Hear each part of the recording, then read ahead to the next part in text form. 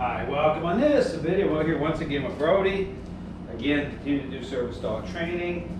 And in this video, like the last one, I'm going to be giving verbal commands. So again, perceptions of Brody are starting to change the right way. And so now it's about starting to create some distance here in this video by way of the come command. So here I have attached my longer leash for this exercise, so it's going to give me some extra distance here. And I'm going to be stepping away from Brody at times, giving him the come command as I continue to assert intentional control and influence while I'm giving the command. And this is where, again, this is all about everything takes the form of a demand. Okay, so again, we talk about service dogs, performing certain tasks in distracting areas, out into the public. It's all about the perceptions aligning properly by way of how they see the owner. So when you want your dog to pick up a specific thing which requires more specific focus, it needs to come through right relationship. Okay, it needs to come through defining the right way, and with the core ingredients being part of the process. So here I'm going to be showing how this sets up. And again, when I start to do certain things with dogs at a certain point in the process, it means that things are going along pretty good. Okay, so when I start to do, you see me on the video, start to do this type of a method by way of stepping away and doing the come command, it means that I'm pretty happy, okay, at this point with how things are starting to set up, and I'm starting to, put higher expectations on what's happening. So here I'm going to start to move here, Brody, again, moving in with him. This is the first time I've done this with him. So here, I'm going to put him into the sit. I'm going to do the push-pull.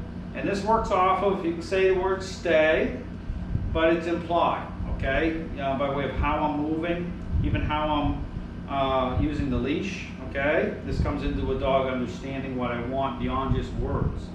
But again, you can set it up through using words, but this is all about dog being dialed into you at a really deep level. Okay, this is what the system of training is about. So this gets into even hand signals, being able to really read a dog, the dog being able to read you, and so you want that level. I mean, that's what, as you go through a process, you keep going until you hit that mark. So here again, I'm going to be stepping away, and I'm going to be saying his name first, pausing, giving the command.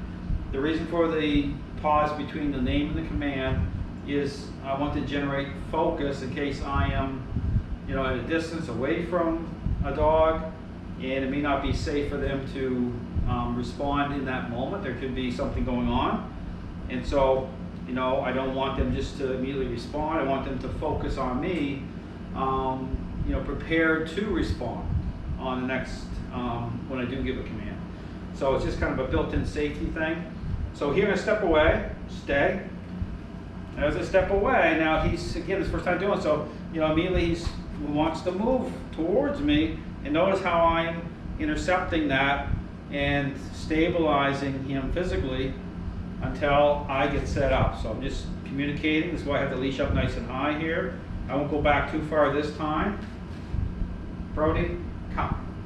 I say, give the come command, I pull in, put him right in front of me, nice and smooth and fluid, little push-pull, and I'm going to repeat it. Like I say, stay, step back, he's looking, saying, what is going on here? Brody, come. Give the command, just start to pull, pull, pull, pull, pull, little push-pull. Now, I'll give him a heel command, heel. As I step in, and he lines up here. So I'll start to line up the heel command as well.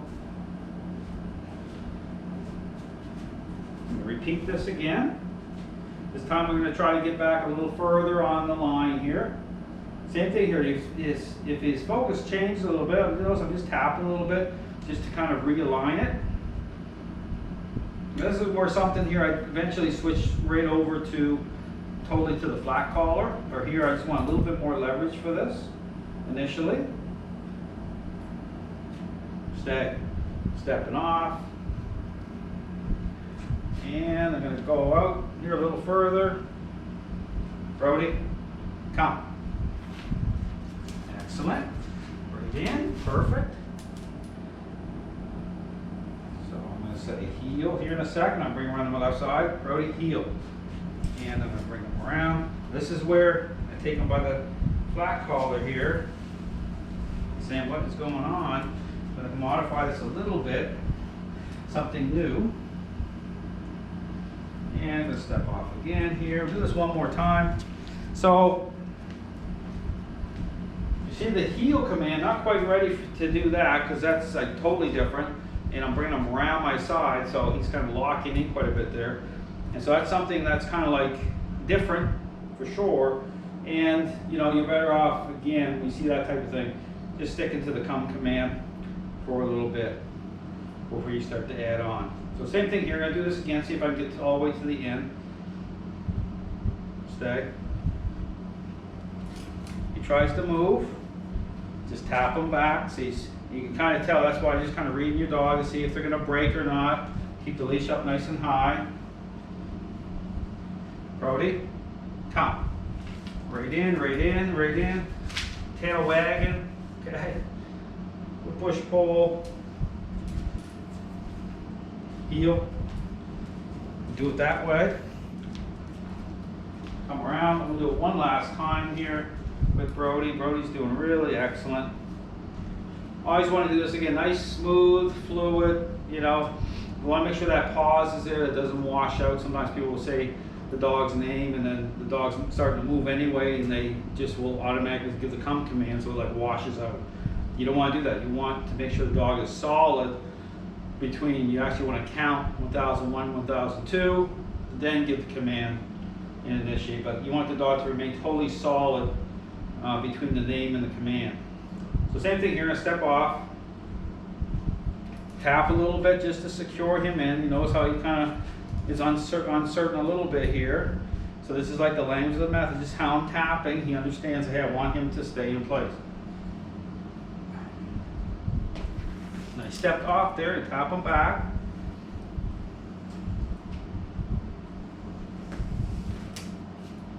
Tap him back.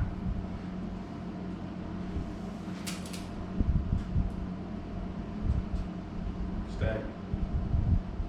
Stay. It's a good illustration of how to deal with something like this. He's a little bit more like wanting to move. Brody, come. Say good. Which is good. He's motivated to want to come forward, but push pull, and that's good for this little exercise.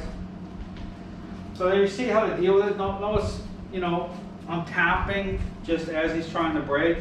You can use the word no right at that moment, okay? But, you know, for me, just that little bit of a nudge there, I'm able to do that for him to understand, hey, I don't want you to break and move, okay?